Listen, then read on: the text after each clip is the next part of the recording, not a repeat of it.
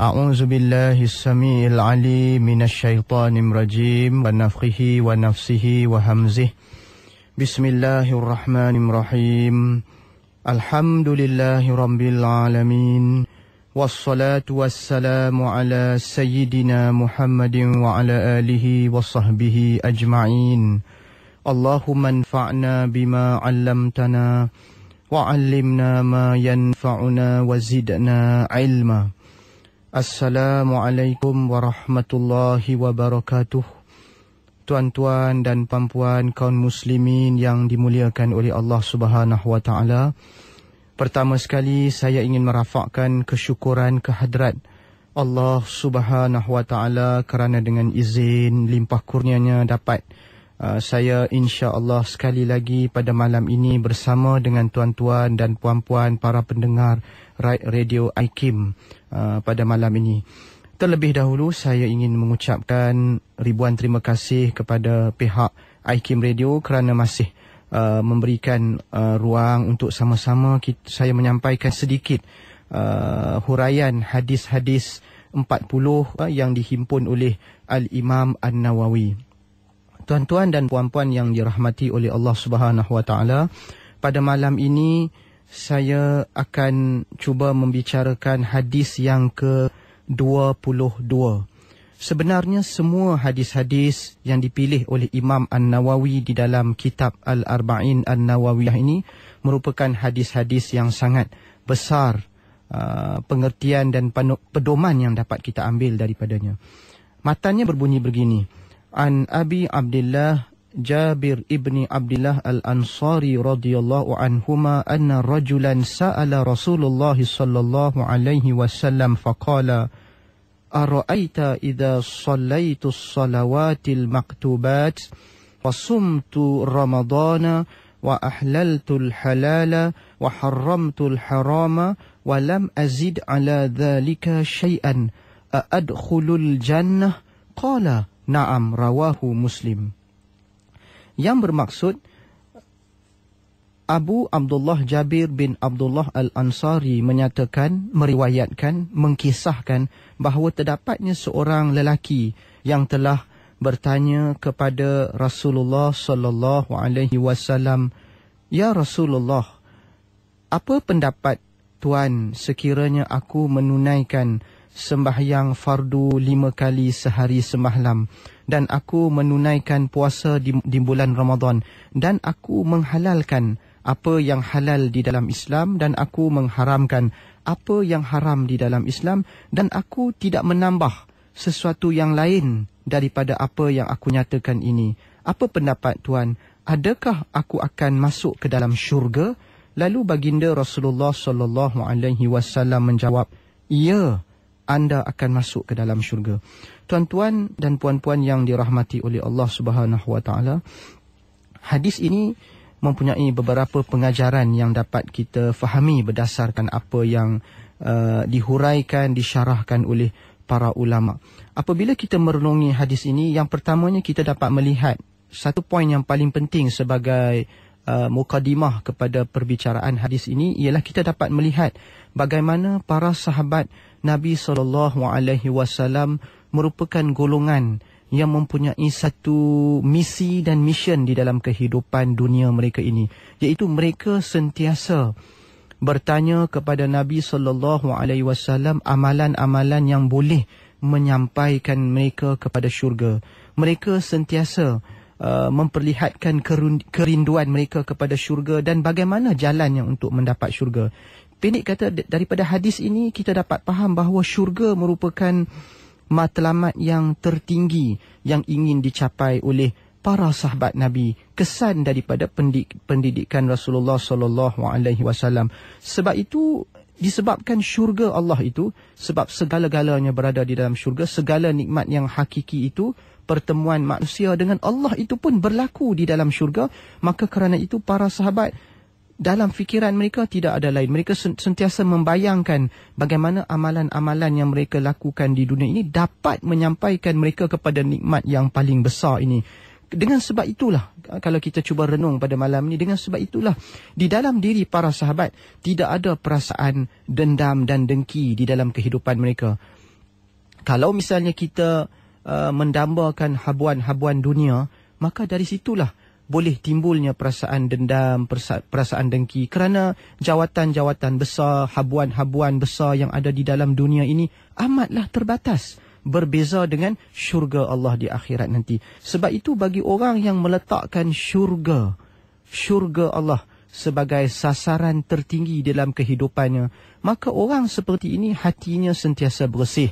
Dia sentiasa memikirkan bagaimana dia dapat memanfaatkan kehidupan dunia ini untuk mencapai kebahagiaan di akhirat. Dan inilah yang dapat kita fahami. Poin yang pertama yang penting kita dapat fahami daripada hadis ini, iaitu para sahabat sentiasa meletakkan syurga sebagai sasaran tertinggi mereka, dan mereka sentiasa bertanya kepada Nabi, apa amalan yang boleh menyampaikan mereka kepada syurga Allah di akhirat nanti.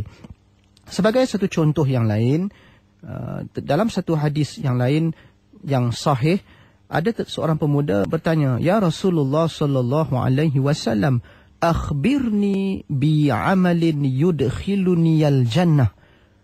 Ya Rasulullah, khabarkan kepada aku suatu amalan yang boleh memasukkan aku ke dalam syurga. Lalu Nabi sallallahu alaihi wasallam bersabda yang bermaksud, hendaklah engkau menyembah Allah dan jangan sekali-kali menyekutukannya dengan sesuatu.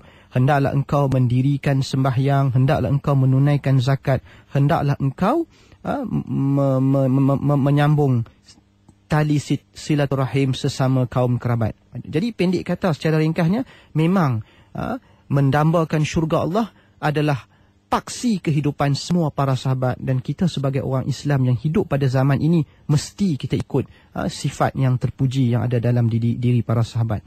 Kemudian poin yang seterusnya yang dapat kita fahami daripada hadis pada malam ini, iaitu kata para ulama, iltizamul faraid wa tarkul muharramat asasun najah. Daripada hadis ini juga para ulama menjelaskan bahawa committed di dalam melakukan perkara-perkara yang diwajibkan oleh Allah Subhanahu Wa Taala, dan committed di dalam meninggalkan perkara-perkara yang diharamkan oleh Allah Subhanahu Wa Taala adalah asas, dasar dan paksi kejayaan hidup manusia di dunia dan di akhirat. Kerana di dalam hadis ini, para sahabat yang bertanya itu menggambarkan dia tidak melakukan melainkan apa yang difardukan oleh Allah.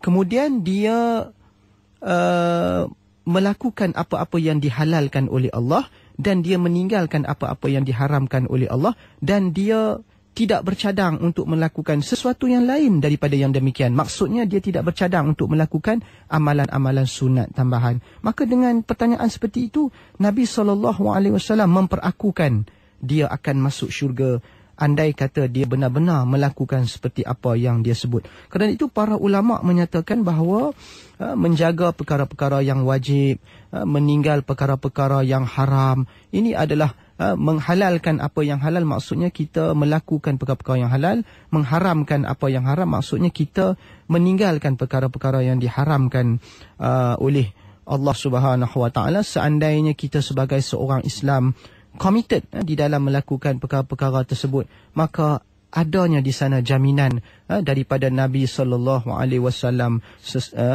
orang tersebutlah akan dapat memasuki syurga.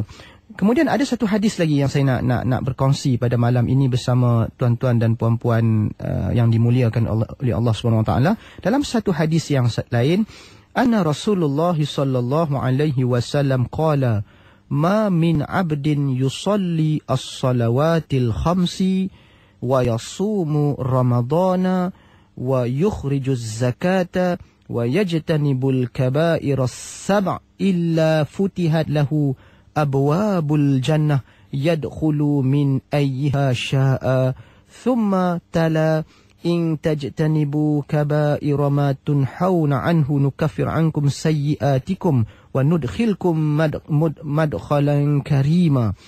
Di dalam satu hadis yang sahih bahawa Nabi sallallahu alaihi wasallam bersabda, tidak ada seorang hamba pun yang mendirikan sembahyang fardu 5 kali sehari semalam, dan melaksanakan puasa di bulan Ramadan, dan mengeluarkan zakat, dan menjauhkan 7 dosa yang besar, melainkan kalau benar orang tersebut dapat melakukan perkara-perkara tersebut dengan sempurna, insya-Allah, melainkan dibukakan untuknya pintu-pintu syurga di mana dia boleh memasuki ke dalam syurga berdasarkan pintu mana yang dia kehendaki.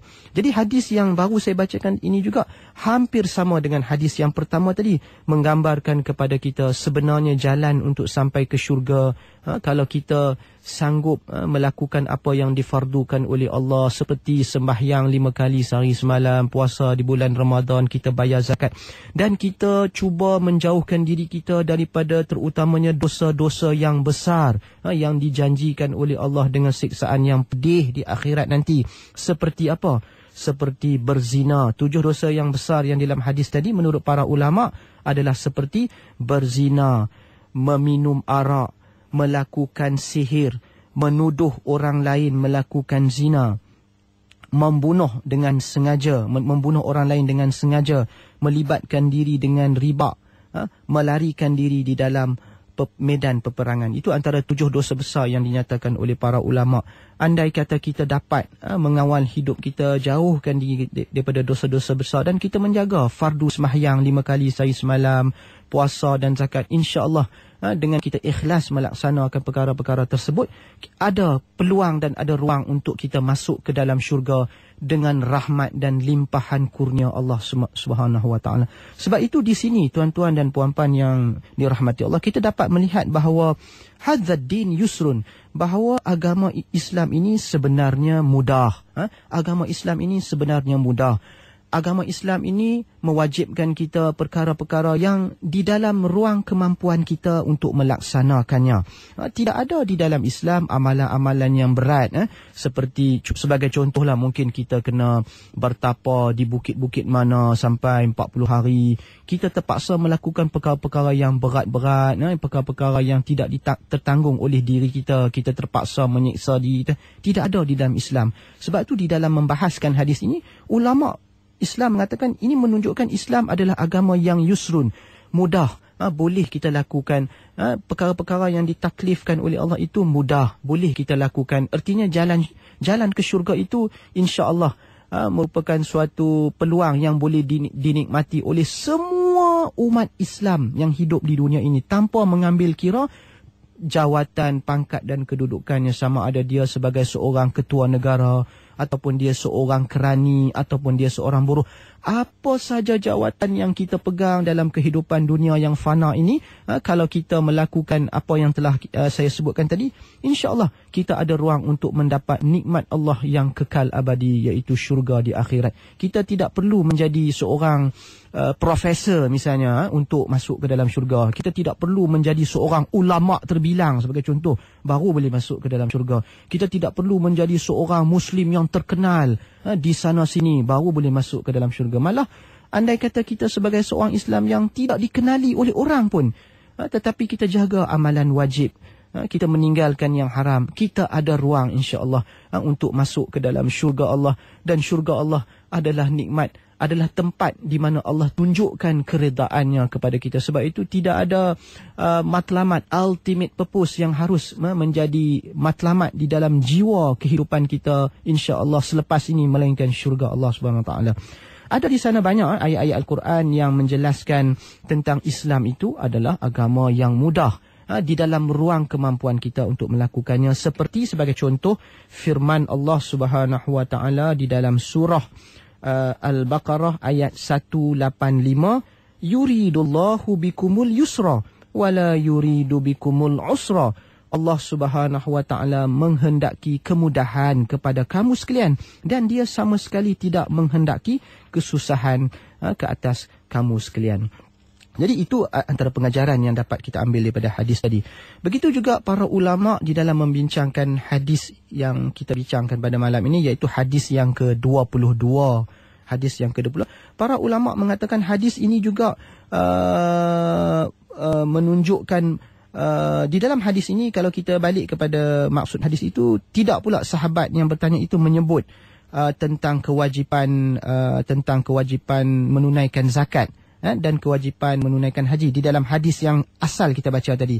Jadi bukanlah bermakna zakat dan haji itu tidak wajib. Di dalam menjelaskan persoalan ini, para sahabat yang bertanya itu tidak menyebut kefarduan zakat dan kefarduan haji. Mungkin disebabkan oleh beberapa perkara, kata para ulama kita. Mungkin sebab yang pertama ialah kerana mungkin orang yang mungkin kewajipan tersebut, iaitu haji dan zakat, masih belum diwajibkan lagi ketika dia tanya tu. Jadi sebab itu tidak disebut perkataan zakat dan haji di dalam hadis yang asal kita baca tadi.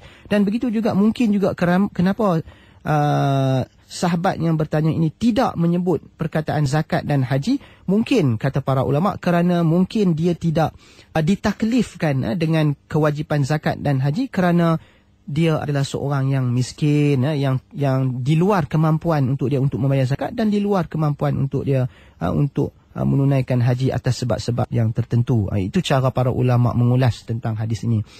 Begitu juga di dalam hadis yang kita bicarakan ini, kata para ulama, hadis ini juga memahamkan kita tentang betapa pentingnya dua ibadat di dalam Islam, iaitu as-salatu was-siyam. Apabila sahabat ini bertanya, dia terus menyebut kalau saya menunaikan sembahyang fardu 5 kali sehari semalam.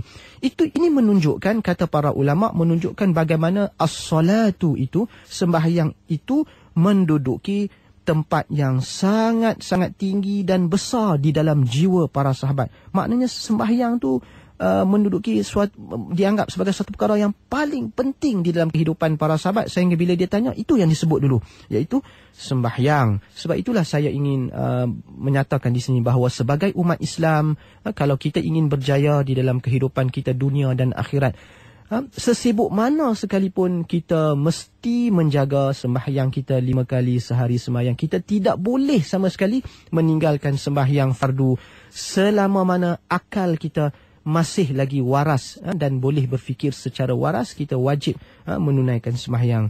Sabda Nabi sallallahu alaihi wasallam, ra'su hadzal al-islam wa man aslama salima wa umuduhu as-salah. Dalam satu hadis dinyatakan bahawa sembahyang itu merupakan tiang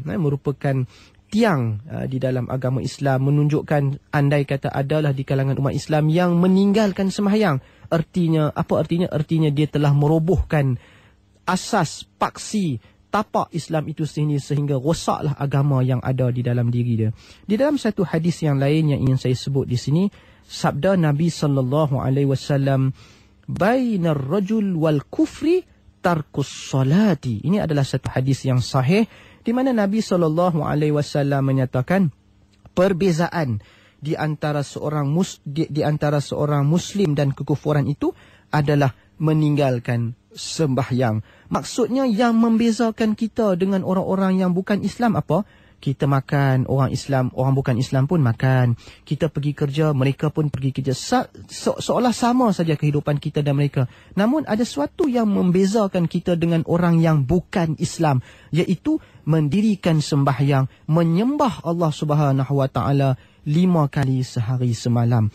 Di dalam hadis yang lain, Nabi SAW bersabda, al-ahdul ladzi bainana wa bainahum as-salah. Perbezaan antara kita umat Islam dan orang-orang yang bukan Islam itu adalah sembahyang. Faman tarakaha faqad kafara. Justru barang siapa yang meninggalkan sembahyang 5 kali sehari semalam dengan sengaja, maka dia telah menjadi kufur. Sampai begitulah besarnya dosa meninggalkan sembahyang, dan perbahasan tentang hukum meninggalkan sembahyang ini dibahaskan dengan panjang oleh para ulama kita.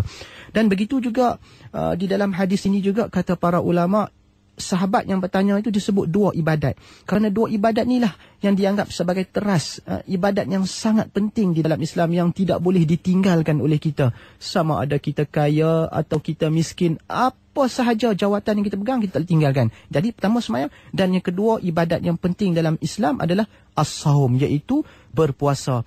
Kenapa berpuasa ni satu ibadat yang penting yang disebut oleh sahabat ni selepas sembahyang? Kerana puasa ini merupakan suatu ibadat yang bertujuan untuk mendisiplinkan hawa nafsu dan syahwat yang ada di dalam diri kita.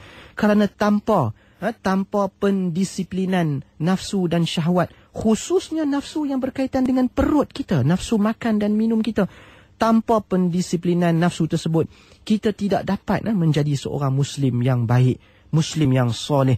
Kerana itu Allah Subhanahu Wa Taala mewajibkan puasa di bulan Ramadan yang ada kaitan dengan unsur kesabaran dan mengawal nafsu makan dan minum. Pendek kata, untuk menjadi seorang yang soleh, sudah sewajibnya kita mendisiplinkan nafsu makan dan minum, dan dia amat berkait dengan ibadat as-saum. Sebab itulah dapat kita nyatakan selepas sembahyang, antara ibadat as-saum ni jatuh nombor 2 antara ibadat yang paling penting di dalam Islam, kerana saum ini bertujuan untuk mengawal hawa nafsu, kerana hawa nafsu yang tidak terkawal itu pastinya akan membawa kemusnahan dalam hidup kita. Bukan dalam urusan dunia, dalam akhirat saja sebenarnya. Kalau tuan-tuan dan puan-puan cuba fikir, dalam urusan dunia pun, sesiapa yang ingin menjadi seorang businessman yang berjaya misalnya, mesti ada kemampuan untuk mendisiplinkan hawa nafsu dia. Sesiapa yang nak menjadi ahli politik yang berjaya, mesti ada kemampuan untuk mendisiplinkan hawa nafsunya.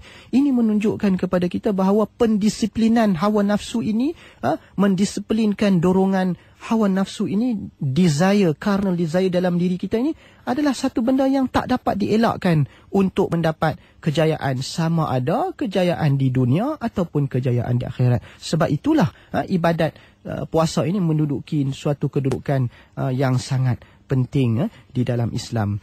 Begitu juga kata para ulama di dalam membahaskan hadis ini, walaupun yang bertanya itu hanya membataskan soalannya terhadap perkara-perkara yang wajib, dia buat benda yang wajib dan dia meninggalkan benda yang haram. Namun di dalam membahaskan hadis ini, para ulama mengingatkan kita bahawa dalam usaha kita untuk mencapai kedudukan yang tertinggi di sisi Allah, sebenarnya untuk mencari kedudukan pangkat yang tertinggi itu tidak salah di dalam Islam.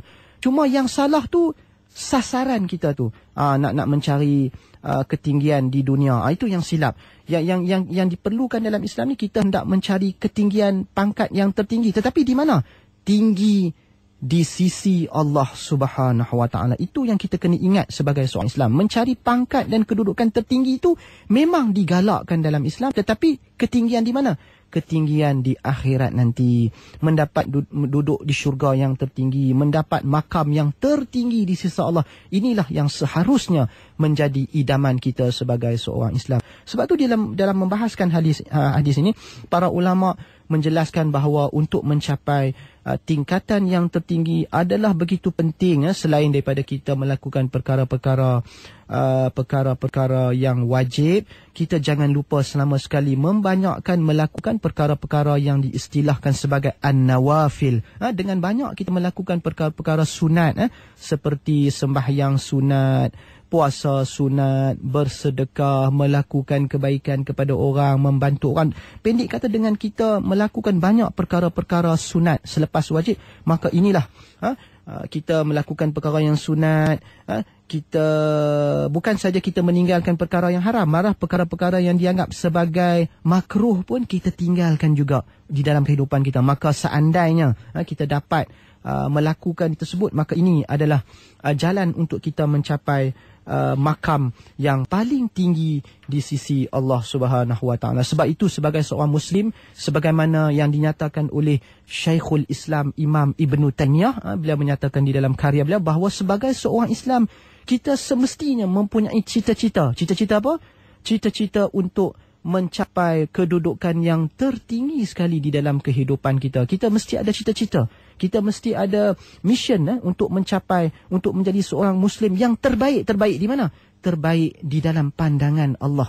Tanpa mengambil kira apa jawatan, apa kedudukan kita di dunia. Itu semua cerita lain, hal-hal keduniaan. Tapi yang penting sebagai seorang Islam, kita mesti mempunyai cita-cita untuk mencapai kedudukan yang tinggi di sisi Allah, kata Imam Ibn Taymiyah. Dan semua ini, tuan-tuan dan puan-puan yang dirahmati Allah, boleh kita capai dengan kita melakukan perkara-perkara yang sunat, seperti sembahyang witir, sembahyang tahajud, sembahyang rawatib. Jadi itu semua sebenarnya perkara-perkara sunat tu amat penting jugalah.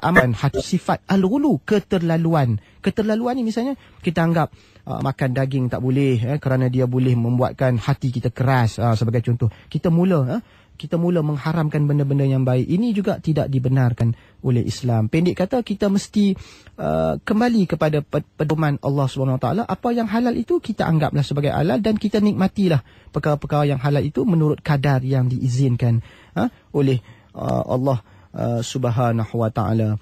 Begitu juga para ulama menyatakan, berdasarkan hadis ini juga, para ulama menyatakan bahawa di dalam menyampaikan Islam ini mungkin ada kaitan dengan isu dakwah, iaitu kata para ulama, di dalam menyampaikan Islam, para pendakwah, para guru, para pendidik, para pensyarah, hendaklah dia lebih bersifat berlapang dada dengan mereka-mereka yang menjadi sasaran dakwah mereka. Hiburkan mereka, tunjukkan kepada mereka bahawa Islam adalah agama yang mudah, Islam mudah diamalkan, Islam mudah diamalkan tanpa mengambil kira apa saja, bagaimana saja latar belakang kita. Itu juga satu aspek yang penting dalam kita nak menyampaikan dakwah kepada masyarakat, kata para ulama, iaitu kita perlihatkan kepada mereka bahawa Islam itu adalah agama yang mudah dihayati, mudah diamalkan. Jadi bila mudah diamalkan, artinya sebenarnya jalan untuk sampai kepada syurga dan keredaan Allah sebenarnya adalah mudah. Andai kata kita benar-benar mempunyai keikhlasan jiwa, keinginan yang benar-benar, keinginan yang ikhlas di dalam hati kita untuk mendekatkan diri dengan Allah, saya percaya Allah akan membuka jalan seluas-luasnya untuk kita mencapai keredaan Allah Subhanahu wa ta'ala. Jadi secara kesimpulannya, dapatlah saya rumuskan hadis yang pada malam ini. Hadis ini menunjukkan kepada kita, seandainya kita ingin mencapai keredaan Allah dan syurga di akhirat, antara kunci yang disebut di dalam hadis ini ialah hendaklah kita menunaikan apa yang wajib, hendaklah kita meninggalkan apa yang haram, kita jauhkan dosa-dosa besar, kita jaga sembahyang 5 kali sehari semalam. Mudah-mudahan Allah SWT dengan rahmat dan limpah kurnia akan memasukkan kita ke dalam syurga di akhirat kelak.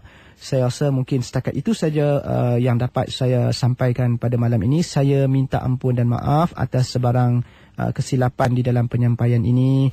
Aqulu qawli hadha wa astaghfirullah li wa lakum.